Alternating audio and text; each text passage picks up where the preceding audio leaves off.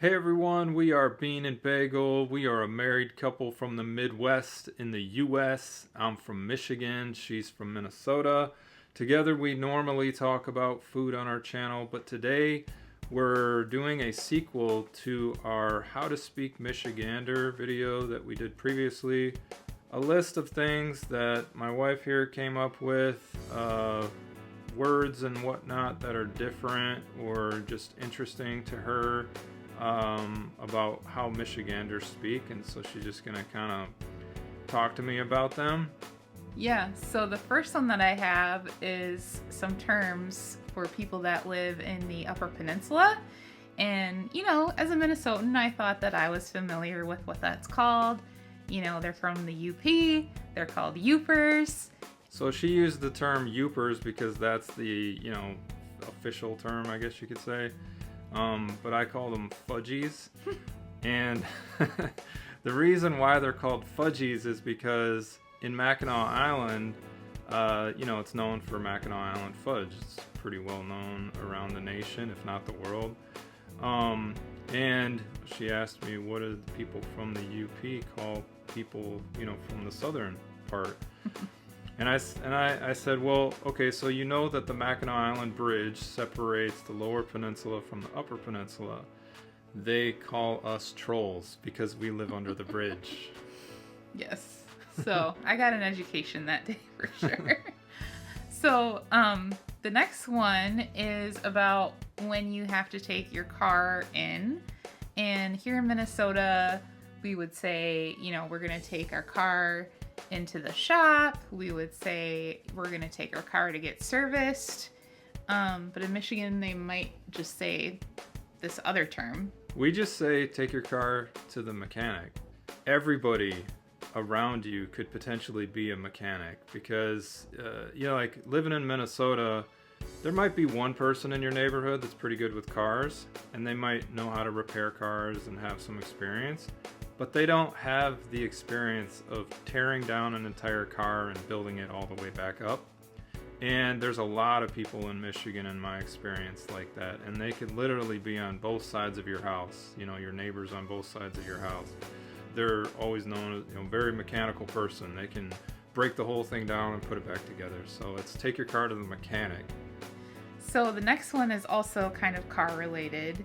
And, when we're going on the interstate here in Minnesota, I grew up with that's called the freeway. And, I know there's different terms out there that are used. And so when Greg says this, it sounds a little funny to me. I say you take the expressway. That's what I grew up with. And another thing I'll say about the highway is in Michigan, it depends on what part of the state you're in, but most of the people in my experience call the on-ramps the acceleration lane, whereas in Minnesota they'll use what's called zipper merge. And to me, it's like it's a merge. You just let people in. I needed that explained to me at first because I was like, what do you mean zipper merge? Merge means merge. The next one, also kind of along the lines of cars and things. Like, one time Greg was talking about this, and again, I had absolutely, no clue.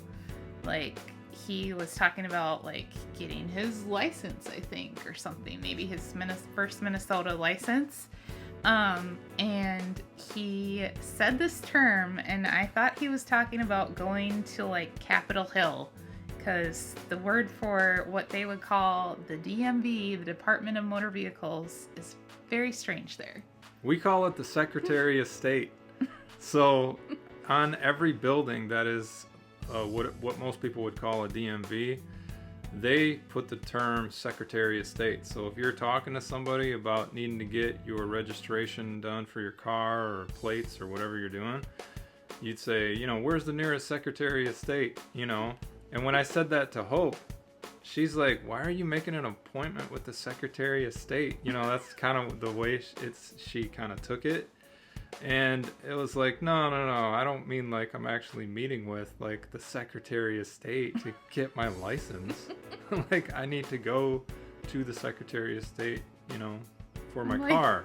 Like, that makes no sense. Like, why would they call it that? Like, I think we talked about it for like a half hour, like the first time it came up, because I was like, I just don't understand. Like, the Secretary of State is like a person. It's not like the DMV. I don't get it. Oh man. The next one is probably like, I guess you could say it's more of a cultural thing, or like kind of the way that you speak to people.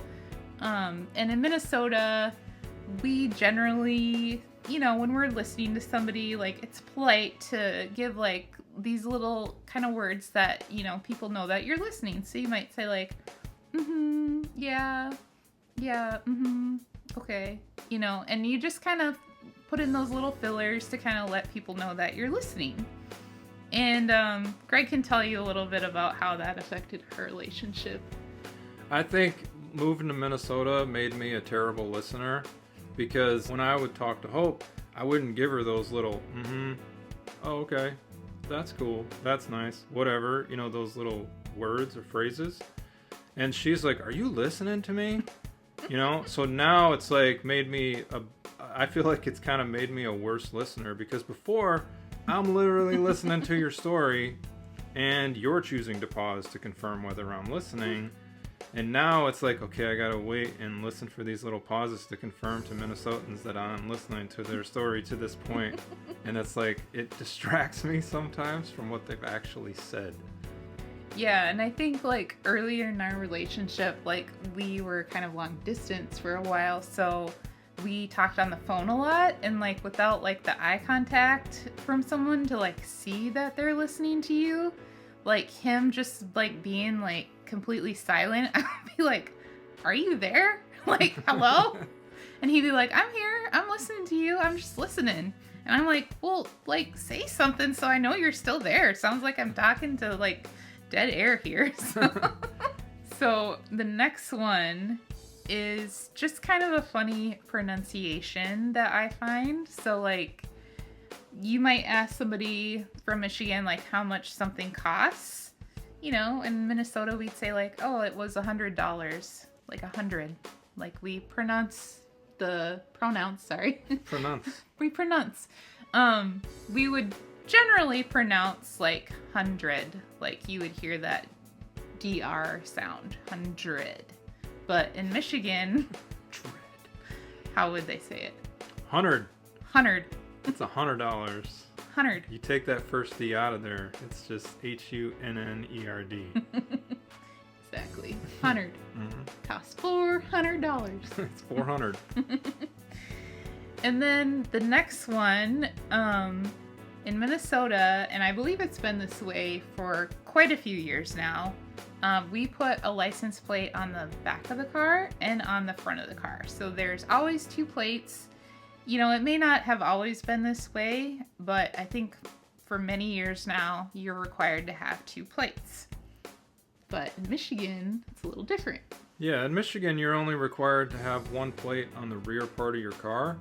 And I got a funny story about it. So I had to switch over my plate from Michigan to Minnesota, and when I went to the Secretary of State, they gave me two plates instead of one. And in my mind, I'm thinking, oh, okay, that's cool. They give me a spare, because I didn't know the requirement to put two plates on there. And where I'm from, there was issues of people stealing other people's plates. So I'm thinking, oh, Minnesota, they're good forward-thinking people.